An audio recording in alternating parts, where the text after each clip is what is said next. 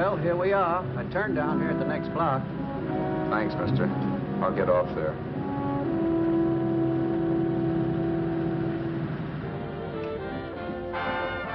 Want anything else? No. Hey, you. Me? Yeah, you. Where you heading? East. Too bad. I thought if you was heading north, I might be able to help you out. I'm pushing the Salt Lake, and I don't like to ride it alone at night. I'm one of those guys that got to talk or I fall asleep. Oh, sure, not much. My partner, he's got Lou to keep him company, but I ain't got nobody at all. Where you coming from? West. Yeah, sure, I know, but where, L.A.? Maybe. Got a cousin out in L.A. You don't say. Yeah, he's been out. You're not much of a talker, are you? My mother taught me never to speak to strangers. Oh, a wise guy. So what? Okay, don't get sore.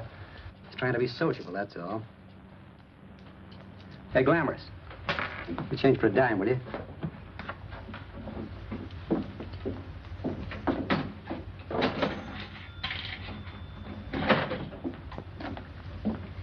Let's have something quieter this time, Joe. My head's splitting. Is that what's wrong with it?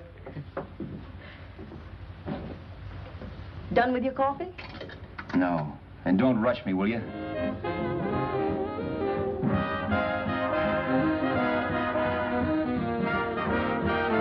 Hey, turn that off. Will you turn that thing off? What's eating you now? Yeah, what's eating you? That music, it stinks. Oh, you don't like it, huh? No, turn it off. Oh, wait a minute, pal. That was my nickel, see? This is a free country. And I play whatever I want to.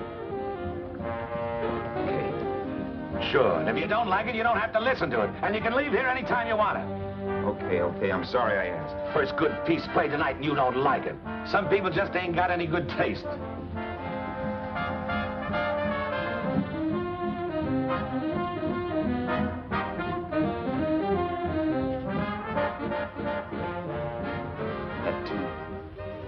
That tune.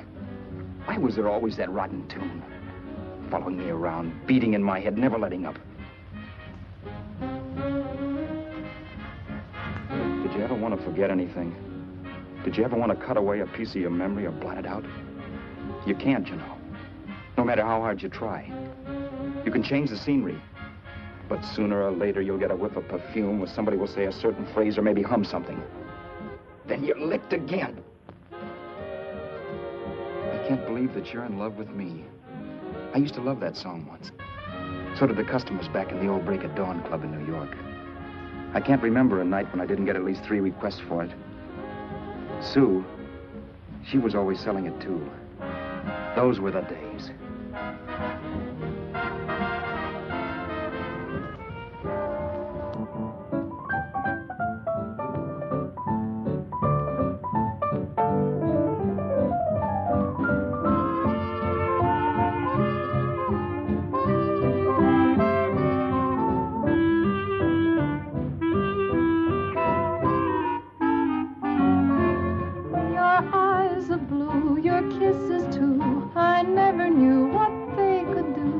I can't believe that you're in love with me. You're telling everyone you know that I'm on your mind each place you go. They can't believe that you're in love with me. I have always placed you far above me. I just can't imagine that you love me. And after all is said and done, to think that I'm the lucky one, I can't believe that you're in love with me.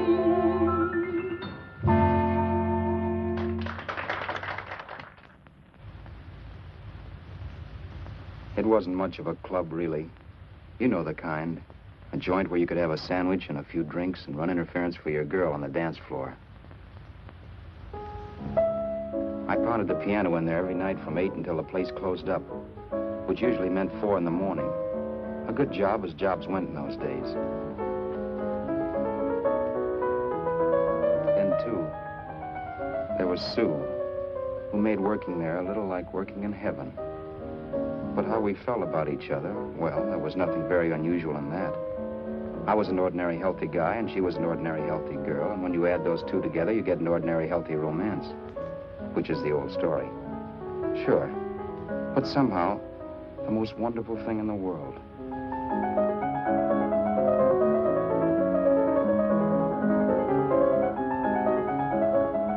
All in all, I was a pretty lucky guy.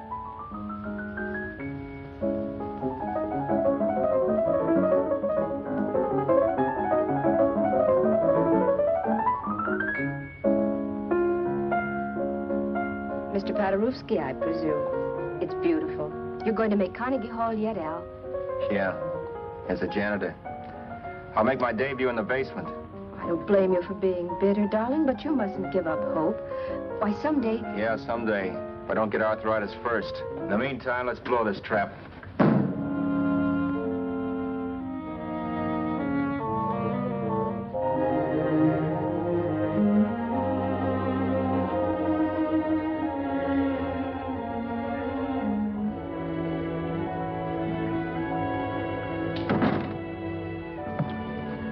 Like to get something to eat, hon? Oh, I don't think so, Al. I lose my appetite working in this flea bag. Let's go home. Okay. I can't stand much more of that dump. Did you see that drunk tonight trying to paw me? No, what drunk? Does it matter what drunk? Say, what's the matter with you tonight, darling? That's the third time you started to tell me something and then stopped. We shouldn't have any secrets from each other, Sue. Next week, we're going to make with the ring and the license. You and me will be a team. Yes, that's right. In the Bush League. I don't get you. We've been struck out. It's a funny way to talk, darling. Don't you want to marry me? Al, look, I love you. You know I do, and I want to marry you. But But not now. Only after we've made good. Sunday, I'm going away. Oh, I know you'll think it's silly. That's why I hesitated to tell you. But I'm going to California. I want to try my luck in Hollywood. that's the most stupid thing I ever heard of. Don't you know millions of people go out there every year and wind up polishing cuspidors? I thought you had better sense. You sound as if you don't think I have any talent. That has nothing to do with it. I'll make out all right. Maybe. But what about me? Doesn't it mean anything to you that you're busting up all our plans? We may not see each other for years? It won't be that long. I thought you loved me. I do. You know I do. Well, here we are. Al, why can't you see my side of it? I'm young. We both are, and we've got all the time in the world to settle down. Oh, really, darling, what I'm doing is the only sane thing to do. I hate the thought of being so far away from you, but we'll be together again someday. Maybe you'll decide to come out too later on. So long. Al, aren't you going to kiss me goodnight? Sure. Why not? Good night.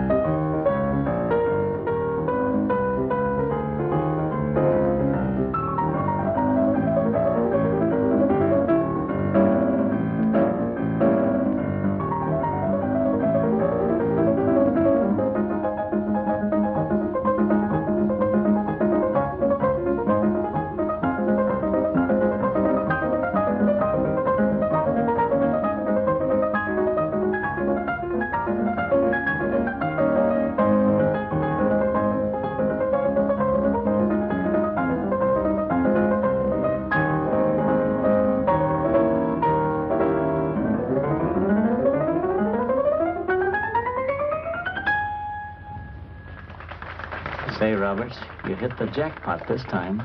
$10. Thanks.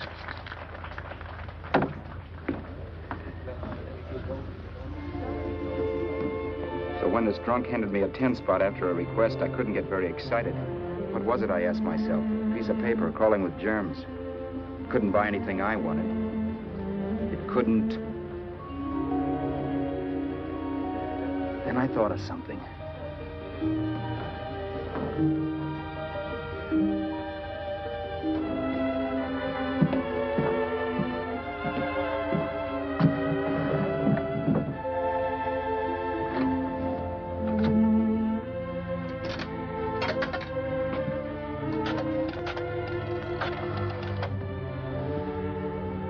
Long distance. I'd like to put a call through to Los Angeles. Miss Harvey. Sue Harvey, Harvey. The number is Crestview 65723.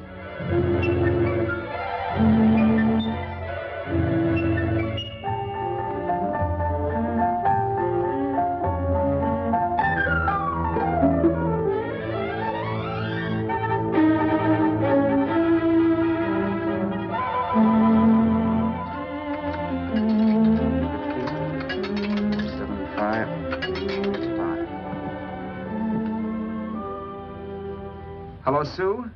This is Al. Oh, baby, it's great to hear from you, too. What's that? You do? Oh, me too, darling. I thought I'd go batty without you. I just had to... Huh? You're working as a hashlinger? Gee, honey, that's tough. Those guys out in Hollywood don't know the real thing when it's right in front of them. You just stick it out, Sue, baby. Keep going around to those casting offices. I'm sure you'll click. Look, I'll tell you what. You stay put out there, I'll come to you. No, don't try to stop me. Just expect me. Train? Who knows? Train, plane, bus, magic carpet. I'll be there if I have to crawl. If I have to travel by pogo stick. And then, let's get married right away, huh? That's the stuff. That's what I've been wanting to hear you say. Well, goodbye for now. I'll be seeing you soon. Yeah. Bye. The only way I could cross country was to thumb rides. For even after hawking everything, I only had enough money to eat. Money. You know what that is. It's the stuff you never have enough of. Little green things with George Washington's picture that men slave for, commit crimes for, die for. It's the stuff that has caused more trouble in the world than anything else we ever invented. Simply because there's too little of it. At least I had too little of it. So it was me for the thumb.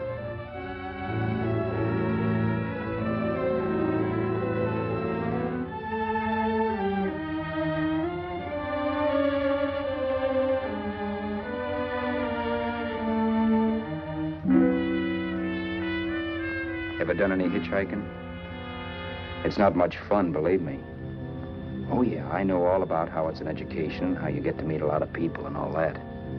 But me, from now on, I'll take my education in college, or in PS 62, or I'll send $1.98 in stamps for 10 easy lessons.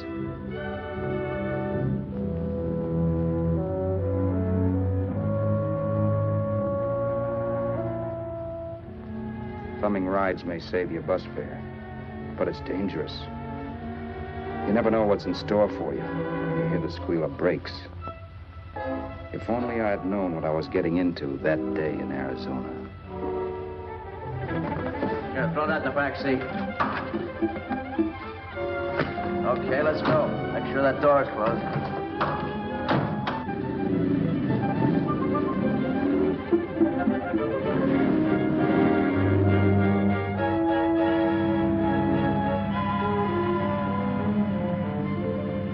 Emily Post ought to write a book of rules for guys thumbing rides. Because as it is now, you never know what's right and what's wrong. We rode along for a little while, neither one of us saying anything. I was glad of that. I never know what to say to strange people driving cars. Then, too, you can never tell if a guy wants to talk. A lot of rides have been cut short because of a big mouth. So I kept my mouth shut until he started opening up. Hand me that little box in the compartment, will you, pal? Hold the wheel, will you?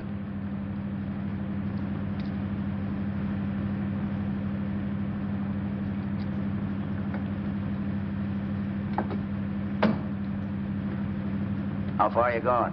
L.A. Wow, you're really traveling, aren't you? Yeah, but I don't expect to make it for a couple of years at the rate I've been promoting rides. Not much luck, huh? Sure, all bad. Not many people stop for a guy these days. Afraid of a stick-up, maybe. Well, you can't blame them. Where you coming from? New York? Well, New York. You're in luck this time. I'm going all the way. Right through to Los Angeles. You drive a car? Sure. Whenever you're tired, let me know. I'll holler. I guess at least an hour passed before I noticed those deep scratches in his right hand. They were wicked. 3 puffy red lines about 1/4 of an inch apart. He must have seen me looking at them because he said, Beauties, aren't they? They're gonna be scars someday.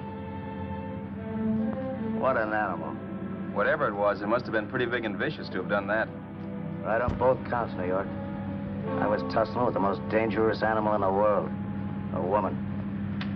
She must have been Tarzan's mate. Looks like you lost the bout. Certainly wasn't a draw. You know, there ought to be a law against dames with claws. Yeah. I tossed her out of the car in her ear. Was I wrong? Give a lift to a tomato, you expect her to be nice, don't you? Yeah. After all, what kind of dame's son rides? Sunday school teachers? Yeah. A little witch. She must have thought she was riding with some fall guy. And me, who's been booking horses around racetracks since I was 20. I've known a million dames like her. 2 million. Yeah. Stopped the car, opened the door. Take it on the Arthur Duffy, sister, I told her. That's the stuff. As always done, huh? But if you want to see a real scar, brother, get a load of this. Wow. I got that one dueling. Dueling? Yeah, we're just kidding, of course. My dad owned a couple of Franco-Prussian sabers. Kept them on the wall for decorations. Well, one day, the kid and I took them down when the old man wasn't around. Had a duel. He got me in the arm here. Pretty mean cut. Infection set in later. Yeah, I can see that. Now, give me that box again, will you? Yeah.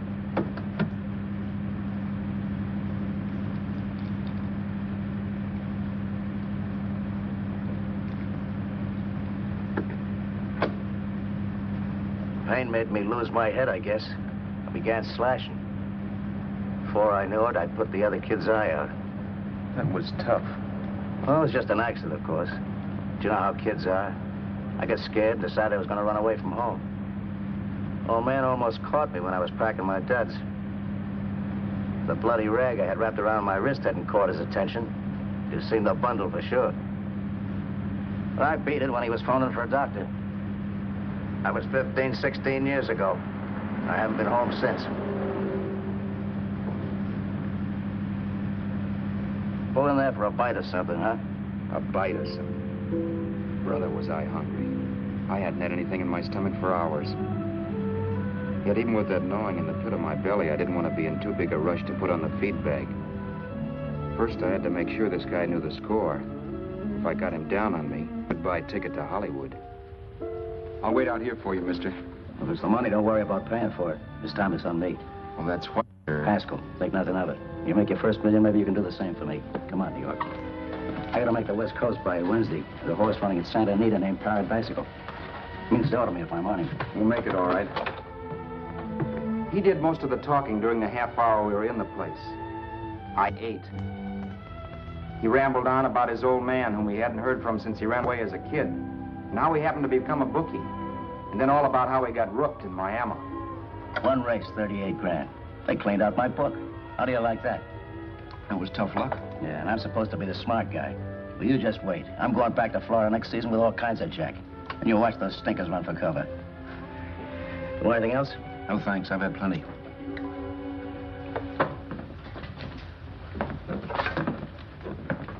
That check there, sister? Oh, just a minute. Your change, sir. Keep it, sister. Oh, thank you, sir. Call again. I'll be waiting outside for you when you finish work. Sharp check, huh?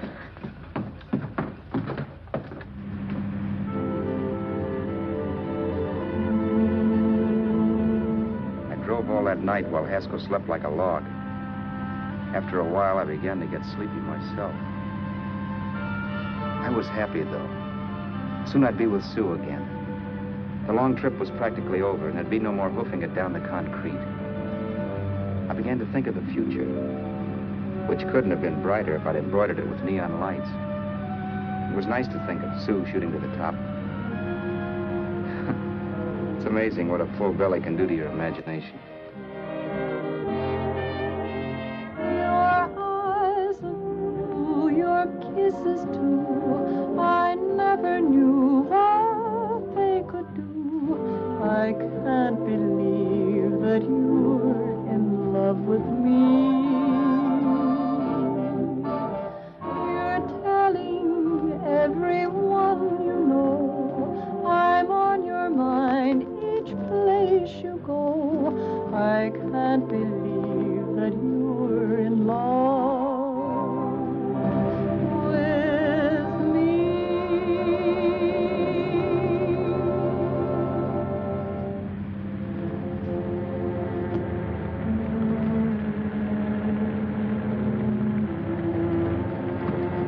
Mr. Haskell? Mr. Haskell? Mr. Haskell, wake up. It's raining. Don't you think we ought to stop and put up the top?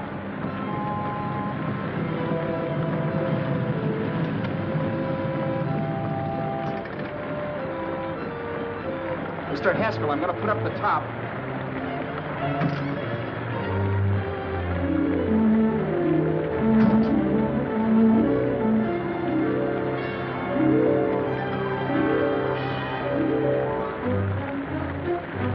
Until then, I'd done things my way.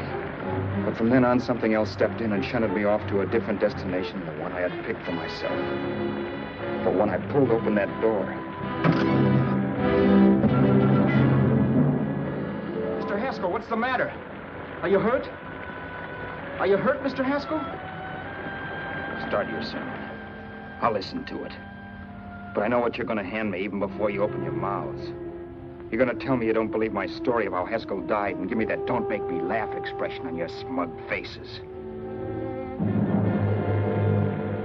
I saw at once he was dead, and I was in for it. Who would believe he fell out of the car? Why, if Haskell came too, which of course he couldn't, even he would swear I conked him over the head for his dough. Yes, I was in for it. Instinct told me to run, but then I realized it was hopeless. There were lots of people back down the road who could identify me. That gas station guy and the waitress. I would be in a worse spot then, trying to explain why I beat it. The next possibility was to sit tight and tell the truth when the cops came. But that would be crazy. They'd laugh at the truth. And I'd have my head in the noose. So what else was there to do but hide the body and get away in the car? I couldn't leave the car there with him in the gully. That would be like erecting a tombstone.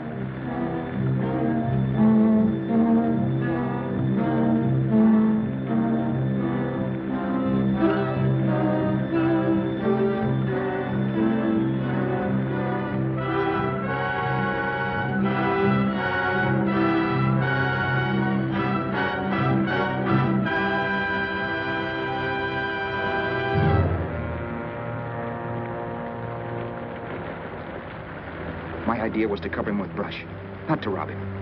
But then I remembered that even if I only drove the car for 100 miles or so, I would need money for gas. Besides, it was stupid of me to leave all that money on a dead man. Not only that, I'd have to take his driver's license in case I was stopped for something. I didn't like to think about it, but by that time I'd done just what the police would say I did, even if I didn't. My clothes. The owner of such an expensive car would never be wearing them. Some cop might pull me in on suspicion.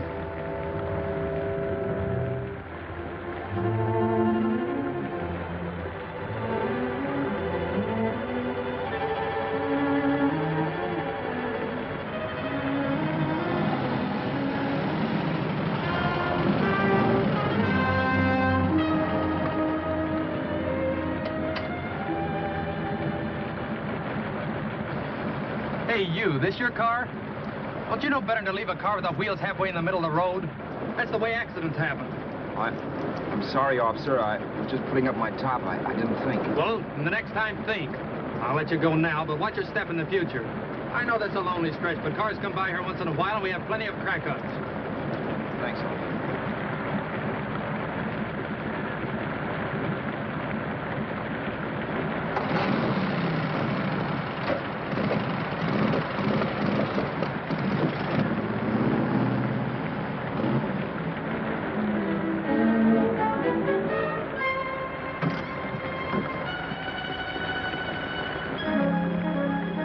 nothing in the car to give me away as Roberts.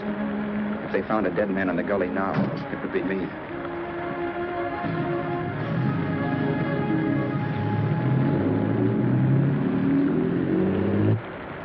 As I drove off, it was still raining, and the drops streaked down the windshield like tears. I kept imagining I was being followed and that I could hear sirens back in the distance. Just how long it took me to cover the 60-odd miles to the California state line, I don't know. I lost all track of time. But the rain had stopped and the sun was up when I pulled up to the inspection station. Hello? Carrying any fruits or vegetables? No. Any livestock or poultry? No. I'd like to see your registration and driver's license, please. Anything in the baggage compartment? Just baggage. Charles Haskell, Jr., age 30, brown eyes, dark hair. Identifying marks, none. Are you Charles Haskell, Jr.? Yes. Well, remember, if you're employed and you stay over 30 days, you take out California plates. All right, officer, but I'll only be in the state a short while. Right, you can go now.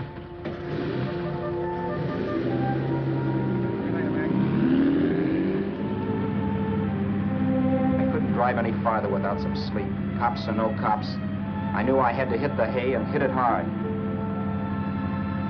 I was dead tired.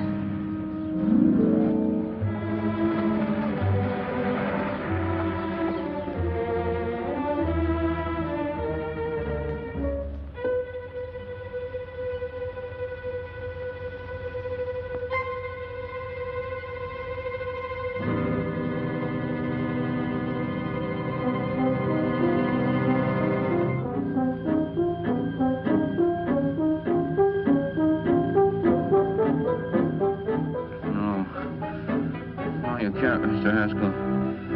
No.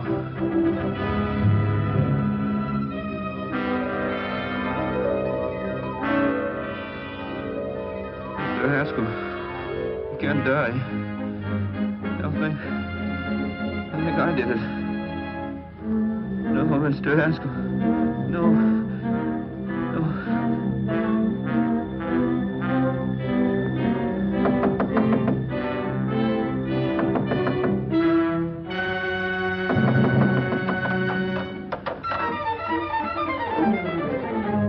There? It's the maid. Can I come in and clean? Later. In a half hour. All right, sir.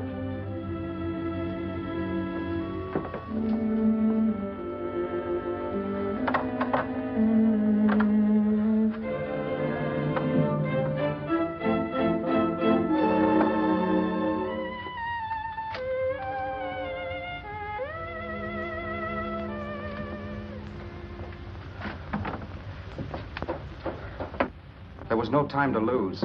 Every minute I had to be Charles Haskell was dangerous. And I'd have to be Charles Haskell until I got to some city where I could leave the car and be swallowed up.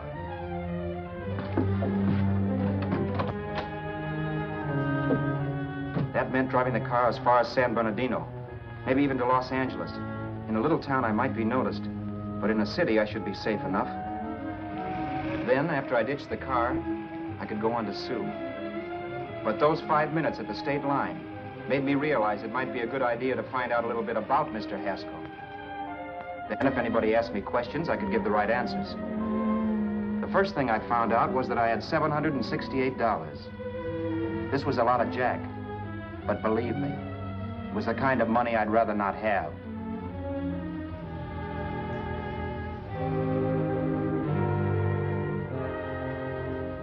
And then I found out from a letter Haskell was carting around in his bag that he wasn't the open-handed, easygoing big shot who went around buying dinners for strange hitchhikers. Before I got done reading it, I saw him more as a chiseler. It was written to his old man in California, the one he hadn't seen in so many years. In it, Haskell posed as a salesman of hymnals, of all things. It was easy to see where Haskell expected to raise a new stake for his book in Miami by rooking his old man. That was about all I found out from his effects, and it was enough. I told myself maybe old man Haskell was lucky his son kicked off. He would never know it, but it saved him from taking a flyer in sacred literature preferred.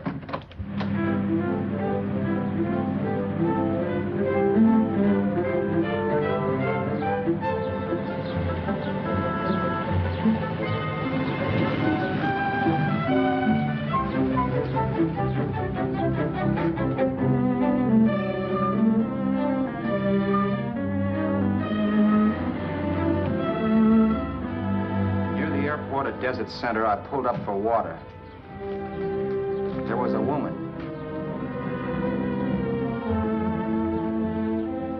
Hey, you! Come on if you want to ride.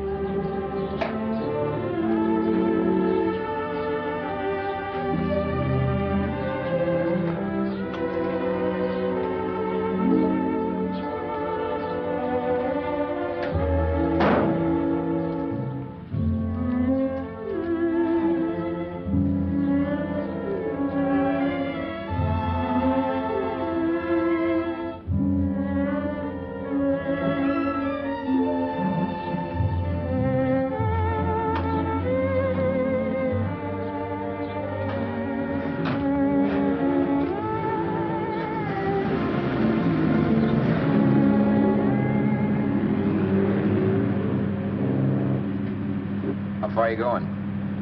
How far are you going? That took me by surprise, and I turned my head to look her over.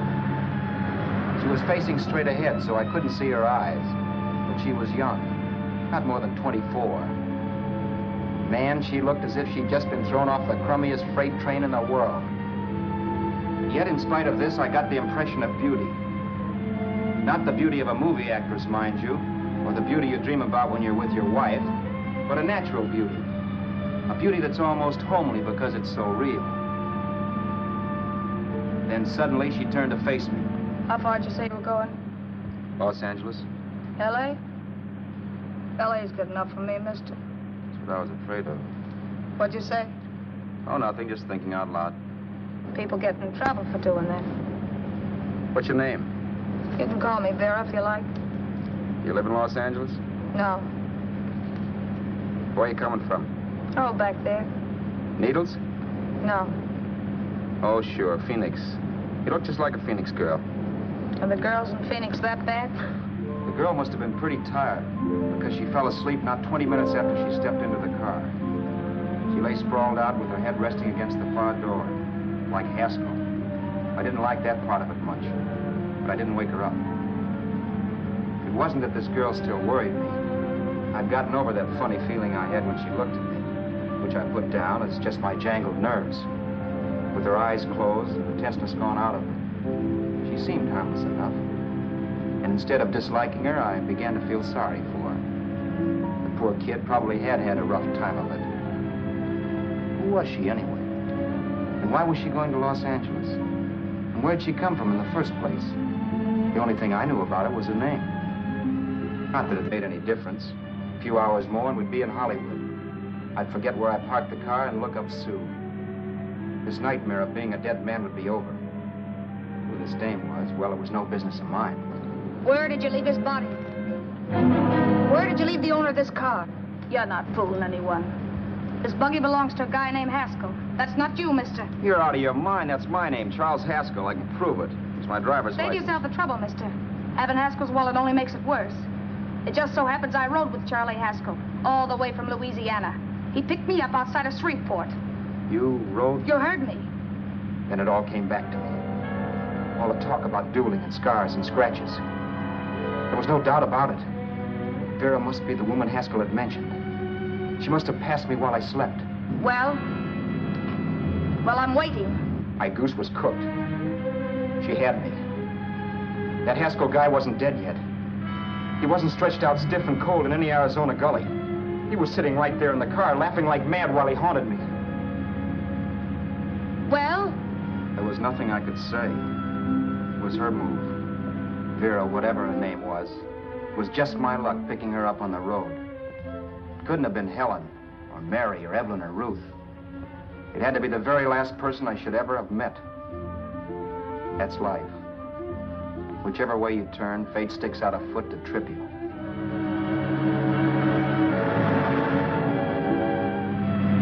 I told her everything, but she didn't believe my story. I should have saved my breath. That's the greatest cock and bull story I ever heard. So he fell out of his car. Say, who do you think you're talking to, a hick? Listen, mister, I've been around, and I know a wrong guy when I see one. What'd you do, kiss him with a wrench? Now, wait a minute. What I told you was true. You see, that's why I had to do it. You think I killed him? Well, the cops would have thought so, too. Yeah, well, maybe they still think so. What makes you so sure I'll shut up about this? Sure, I'm innocent. Give me a break, will you? It won't do me any good having you pinched. The cops are no friends of mine. Now, if there was a reward, but there isn't. Thanks. Don't thank me yet. I'm not through with you by a long shot. Let's see that roll.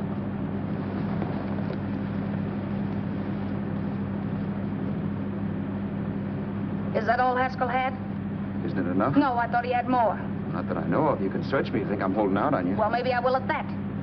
He told me he was going to bet $3,000 on a horse named Paradisical on Wednesday at Santa Anita. He was stringing you along. He meant 300. Maybe. Sure, $3, 300. He was a piece of cheese, a big blowhard. Listen, mister, don't try and tell me anything about Charlie Haskell. Remember, I knew him better than you did. Okay, then you knew he was a four-flusher. That explains the $3,000 bet. I'm not so sure he didn't have that $3,000. Why should I believe you? You got all the earmarks of a cheap crook. Now, wait a minute. Shut up. You're a cheap crook and you killed him. For 2 cents, I'd change my mind and turn you in. I don't like you. All right. Don't get sore. I'm not getting sore. But just remember who's boss around here. If you shut up and don't give me any arguments, you'll have nothing to worry about. But if you act wise, well, mister, you'll pop into jail so fast it'll give you the bends.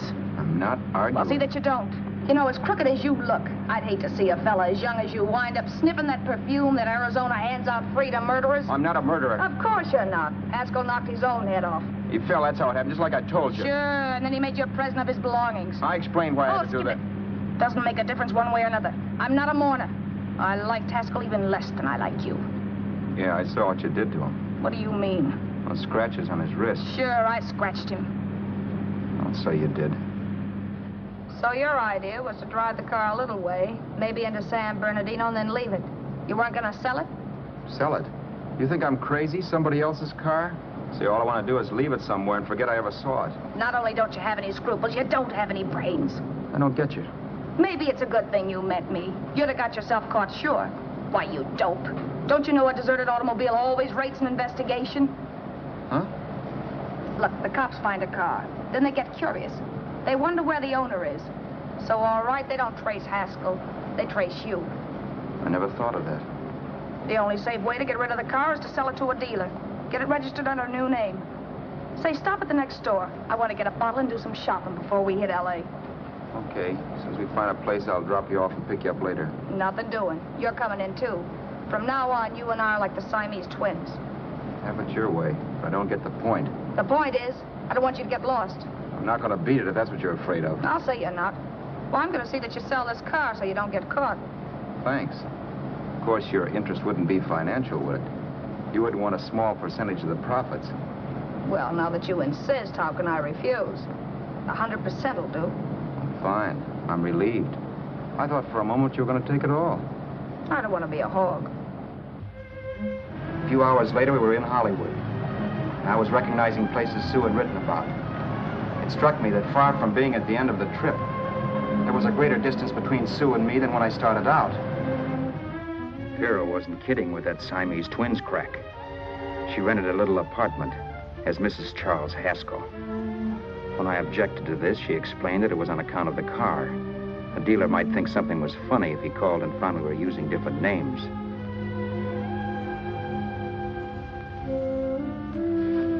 Home, sweet home. Yeah. Not bad, either.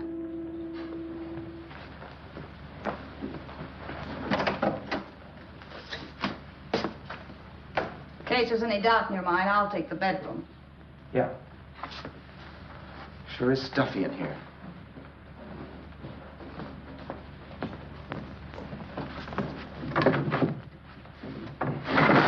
Keep the window shut. Okay. The old crow downstairs said there's a folding bed behind this door.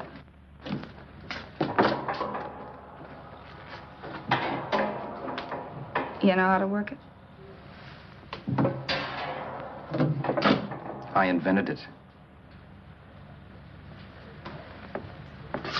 Some joint. One can't have everything.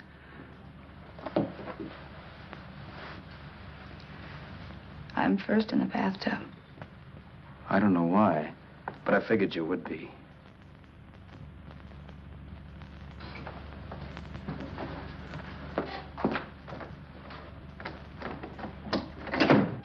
Boy, oh boy. It sure feels good to be clean again. I must be 10 pounds lighter. You must be. Well, hitching rides isn't exactly the way you keep your schoolgirl complexion. I wish that guy with the sax would give up. Gets on my nerves. Forget it. Have a drink. Aren't you afraid I might take you up on it? If I didn't want to give you a drink, I wouldn't have offered it. Why be a sorehead, Roberts? You got yourself into this thing. You should be grateful I'm not turning you in. Why, if I wasn't regular, you'd be in the pen this minute, being photographed, fingerprinted, and being pushed around by the cops. So cheer up. Get rid of that long puss. Or is your conscience bothering you?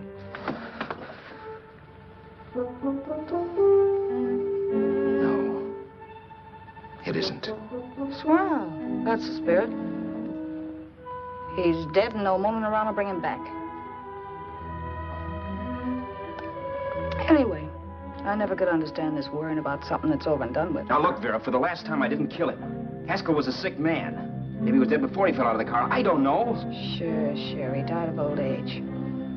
All right. So if it'll make you sociable, you didn't kill him.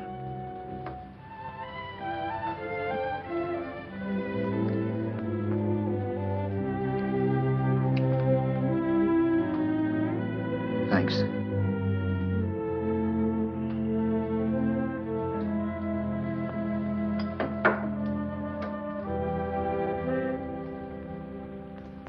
We're out of liquor, Roberts. Yeah. Too bad. I felt like getting tight tonight. Well, I think you succeeded. Am I tight? As a prima donna's corset. That's good. I wanted to get tight. Why? What have you got to get tight about? Oh, I don't know. Few things. You should have my worries. If I had your troubles, I'd stay sober. And I've got the key to that door. Yeah. Maybe you're right. I'm always right.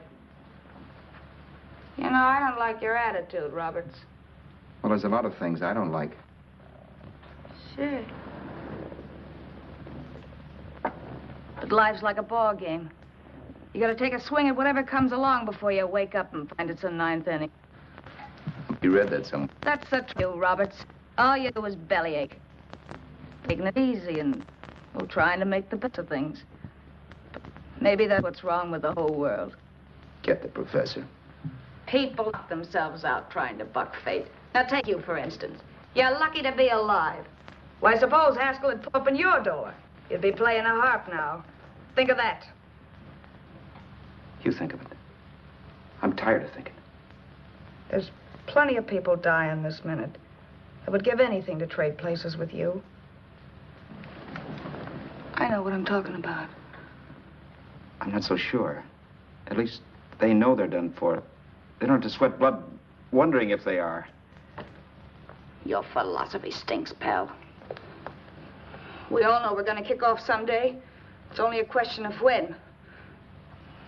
But what got us on this subject anyway?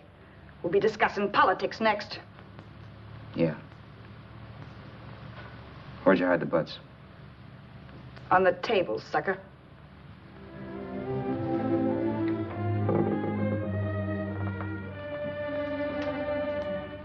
We bored each other with conversation for a couple of hours longer. Every 5 minutes, one of us was wishing we had another bottle or a radio or something to read. Then finally, we ran out of chatter. I know it's only 11 o'clock, but I want to get up early and make the rounds of the used car lots.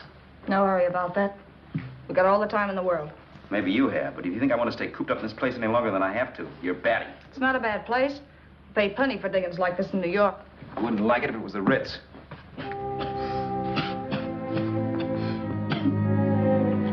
liquor.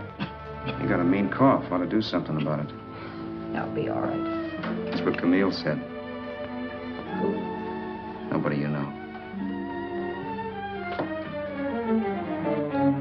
Wasn't that the dame that died of consumption? Yeah.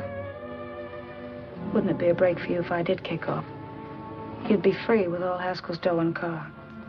I don't want to see anybody die. Not even me.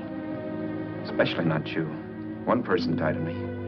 If you did, well, that's all I need. You don't like me, do you, Roberts? Like you? I love you. My favorite sport is being kept prisoner.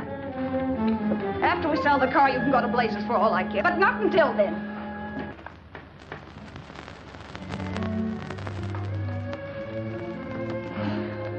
I'm going to bed.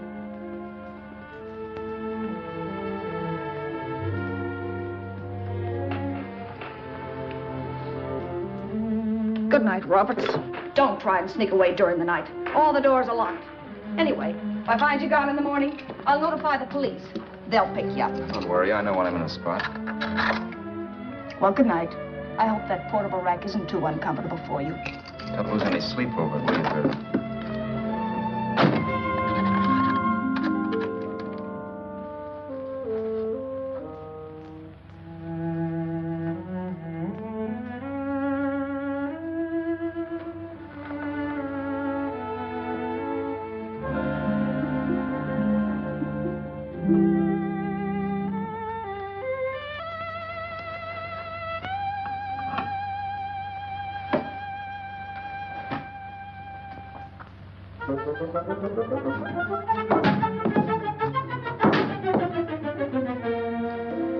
Crestview. 6, 5, 7, 2, 3. Hello? Hello? Hello? Hello?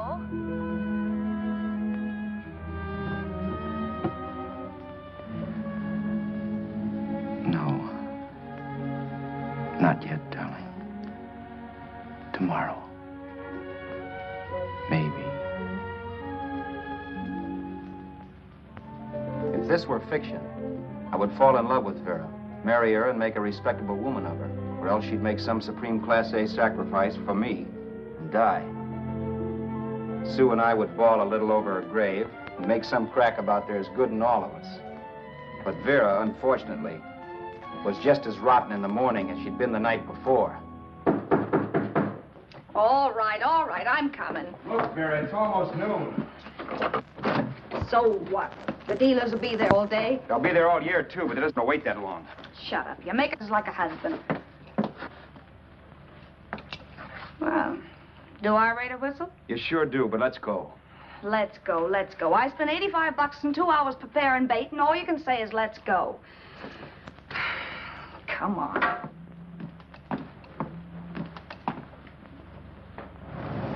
We passed a few used car lots last night down this way. What do you think we can get for this heap? I don't know. Plenty. He let me handle everything. Think we can get $2,000? I don't know, but don't worry. I'll squeeze as much out of this guy as I can. If I let it go cheap without a fight, he might think we've stolen the car. And listen, don't make any slips and call me Roberts. That'll cook us. I don't need you to tell me that. You better just sit by and keep your mouth closed. Remember, we're both in the soup if anything happens. Forget it and drive. You're my wife, Vera Haskell. Look, after the deal's closed, let's go back to that place on Hollywood Boulevard where I saw the fur jacket. I want to buy it. After the deal's closed, I'm saying goodbye to you. That's right, I forgot. I guess I'm getting kind of used to you. Well, that's a habit you could start breaking. Let's try this place in the middle of the block.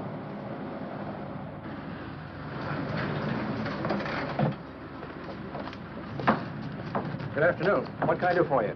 We're interested in selling a car. If the price is right.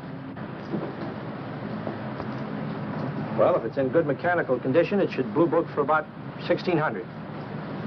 Tony, take a look at this motor. $1,600. Are you kidding?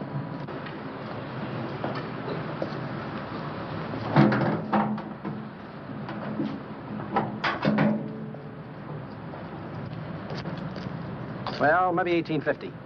Before I let it go for 1850, I'll wreck it and collect the insurance first.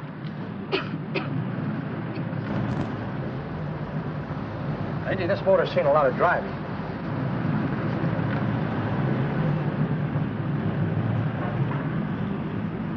Well, the mechanic inspected the car. We haggled. At last, when we were all worn out, we hit a compromise. His price. Okay, it's a deal. All right, come in. We'll sign the papers. I have the ownership papers right here with me. Look, Vera, in the meantime, will you clean the dash compartment? There may be some stuff in it. All right, darling. $1,850. That dirty crook.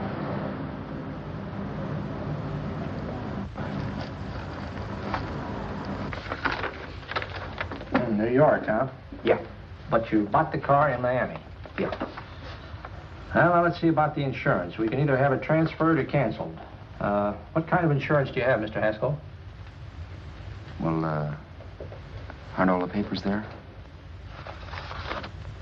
I don't see any. Surely you know what type of insurance you carry in the car. The name of the company? Yeah, but, Well, if you'll just tell me the name of the company, I'd be very glad to take care of all the details. Well, Did you sign the papers yet? not yet. Well, don't. We're not selling the car. Well, wait a minute, Mrs. Haskell. Come on, darling. What's the matter? You changed your mind? Yes, I'm sorry. I guess I have. But, Vera... Let's go.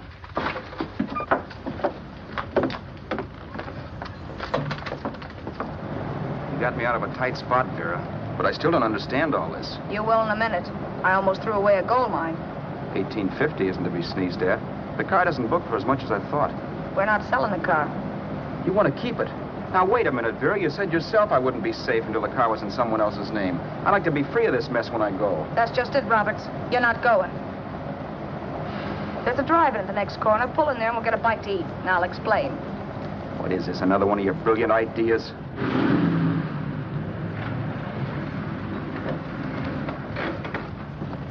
Oh, I take your order? Make mine a ham sandwich and coffee. And for you, sir? Oh, I don't care. The same.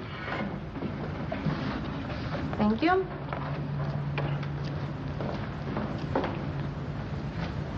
Get this, Vera. I've been pretty patient so far. I've done everything you asked me to do, but no more. Shut up. You've taken Haskell's money.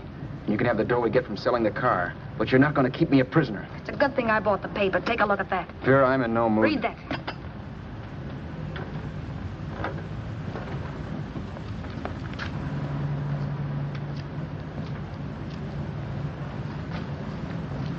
No. Yes. No, I won't do it. Yes, you will. You think I'm crazy? It's impossible, I tell you. Excuse me.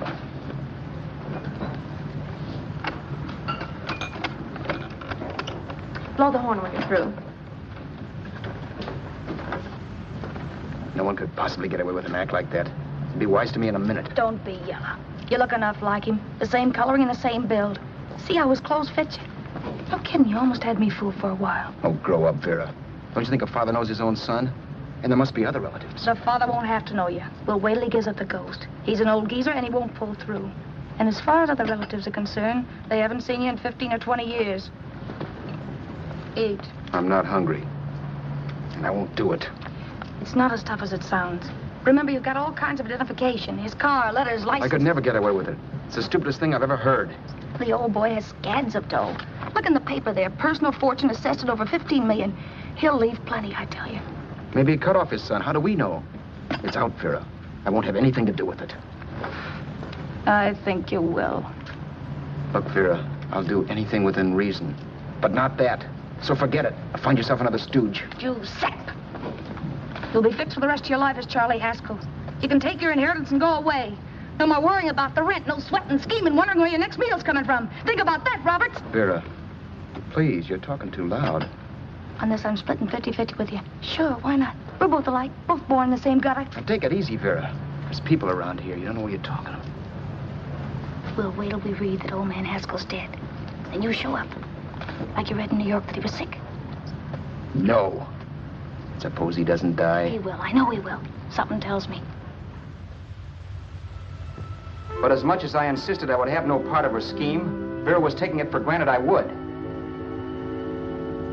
Neither of us had our mind on the cards as we played that night. I knew we were just trying to kill time between newspaper editions. This was a death watch for Vera. Maybe it was for me, too. Don't you realize if I'm caught, they'll want to know where I got the car and stuff, and they'll have me on a murder charge. If you're smart, you won't get caught. I knock for 7. And if I'm caught, don't you realize you'll be out, too? 18 points, that gives me 30. How will I be out? You'll be out $1,850 we would have gotten on the car. Really, Vera, you'd be an awful chump if you threw away all that dough on a dizzy long shot. Let me sell the bus tomorrow. With the money it'll bring and what you've already got, a clever kid like you can run it up in no time. Then we'd both be in the clear. I'll be in the clear anyway. Maybe. Maybe. But if I got caught, I'd get good and sore at you, you know. You mean you'd squeal? Well, no, not squeal exactly. Never mind what you meant.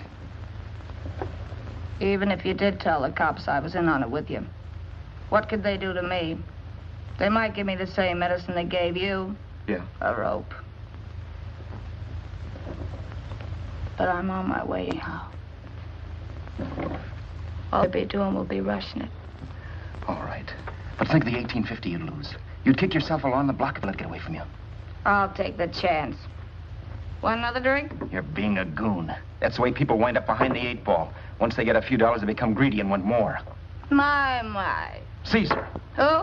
You know that Roman general? He got his for being greedy. He wasn't satisfied, so the final wind-up was he took the count. A couple of days ago, you didn't have a dime. Why, you were so broke you couldn't pay cash for a postage stamp.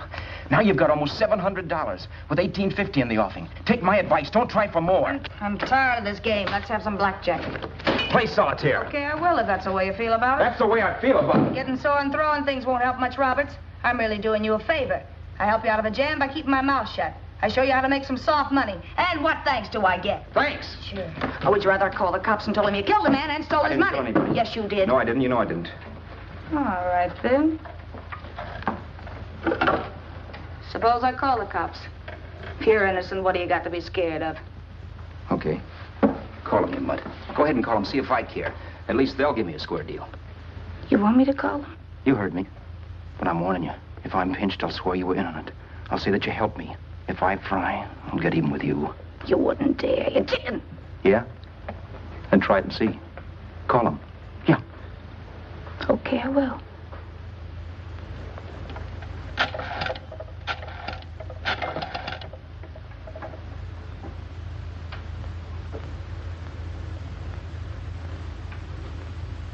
Information? I want the number of the Hollywood police station. Okay, I got it. Thanks. Wait a minute, Vera. You wouldn't do that. Well, wouldn't do that, and I'll show you if I would. Take it easy now. Let's talk this over. This was early in the evening, and the conversation, while hectic, was at least pitched low. But as the minutes passed, and more obstacles to her plan popped into my head, the air got blue. Each word coming from our lips cracked like a whip. I reminded her that as Charles Haskell, I didn't even know my mother's name, where I'd gone to school, the name of my best friend, whether I had an Aunt Emma or not, my religion, and if I'd ever owned a dog. I didn't even know what my middle initial stood for. I also pointed out that the real Haskell had a scar on his forearm. His people never saw that scar. He told me he ran away right after putting out the kid's eye. Yeah, but his father knew he was cut. It had to be some kind of a mark. So what? The old man's dead, or will be. I hope by tomorrow morning's papers. Anyway, you could cut yourself a little, couldn't you? Boy, for that kind of dough, I'd let you cut my leg off. You're drunk and you're crazy mad, Vera. Turn me in if you want to, but I won't get mixed up in this. Besides, how do we know Haskell was such a phony? Maybe it wasn't the man's son at all. Maybe he just dreamed it up. Well, dreaming or not, you won't be dreaming when the law taps you on the shoulder. There's a cute little gas chamber waiting for you, Roberts. And I hear extradition to Arizona's a cinch. Where's that phone? Vera! Leave me alone. Vera! Here. I want a phone. Call police. I hate you, yellow stinker. You leave me alone. I'll let you alone when you promise to leave the phone where it is. You're drunk. You don't know what you're doing. You're hurting me. Will you promise? All right.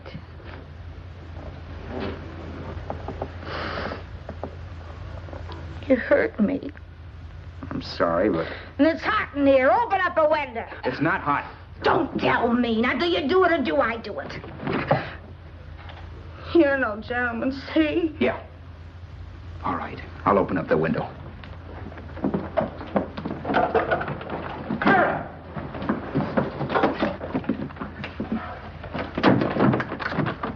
the door. Please open the door. Vera, open the door. Don't use the phone. Listen to me. I don't like you, Roberts. You're no gentleman, see? You hurt my hand, and I'm going to get even with you. If you don't open the door, I'm going to kick it down, Vera. Vera, don't call the cops. Listen to me. I'll do anything you say. Vera, let me in. I'll break the phone.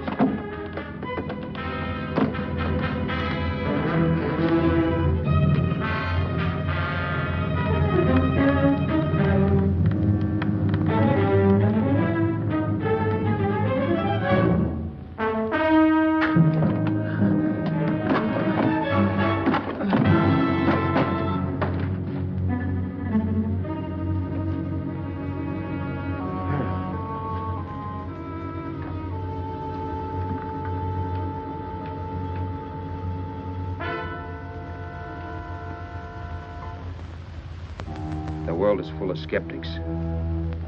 I know. I'm one myself. In the Haskell business, how many of you would believe he fell out of the car? And now, after killing Vera without really meaning to do it, how many of you would believe it wasn't premeditated? In a jury room, every last man of you would go down shouting that she had me over a barrel and my only out was force. The room was still. So quiet that for a while I wondered if I had suddenly gone deaf. It was pure fear, of course. And I was hysterical, but without making a sound. Vera was dead, and I was her murderer. Murderer. What an awful word that is. But I'd become one. I'd better not get caught. What evidence there was around the place had to be destroyed. And from the looks of things, there was plenty. Looking around the room at things we'd bought was like looking into the faces of 100 people who had seen us together and who remembered me. This was the kind of testimony I couldn't rub out. No. I could burn clothes and hide bottles for the next 5 years. There'd always be witnesses. The landlady, for one. She could identify me. The car dealer, the waitress in the drive-in, the girl in the dress shop, and that guy in the liquor store. They could all identify me. I was cooked. Done for. I had to get out of there. While once I'd remained beside a dead body, planning carefully how to avoid being accused of killing him, this time I couldn't. This time I was guilty. I knew it. Felt it. I was like a guy suffering from shock. Things were whirling around in my head. I couldn't make myself think right. All I could think of was the guy with the saxophone and what he was playing. It wasn't a love song anymore. It was a dirge.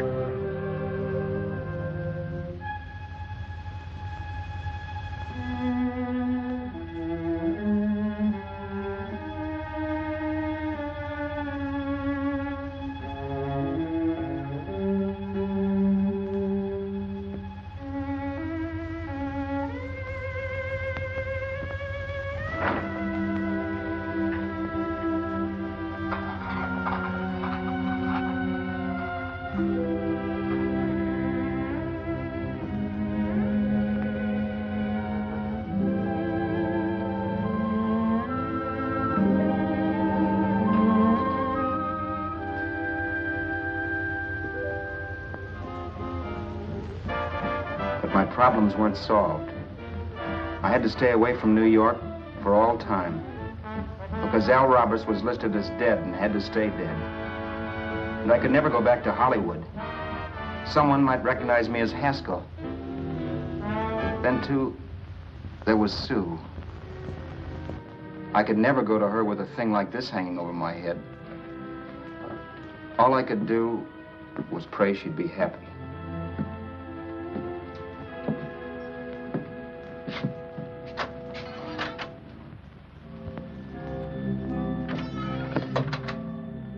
I was in Bakersfield before I read that Vera's body was discovered, and that the police were looking for Haskell in connection with his wife's murder. Isn't that a laugh? Haskell got me into this mess, and Haskell was getting me out of it. The police were searching for a dead man. I keep trying to forget what happened, and wonder what my life might have been if that car of Haskell's hadn't stopped. But one thing I don't have to wonder about. I know. Someday a car will stop to pick me up that I never thumbed.